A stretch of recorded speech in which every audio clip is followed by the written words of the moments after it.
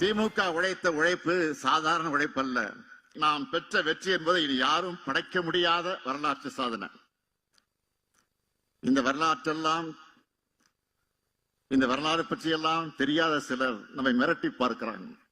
இந்த வரலாறு பற்றியெல்லாம் தெரியாத சிலர் நம்மை மிரட்டி பார்க்கிறாங்க. இன்னும் சில அறிவியலிகள் திமுக போல வெற்றி பெறுவோம்னு பகல் கனவு காண்றாங்க.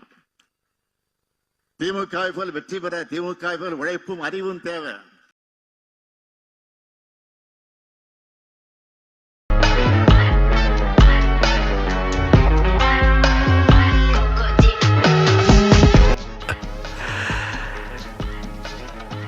இந்த ஆட்டம் போதுமா குழந்தை?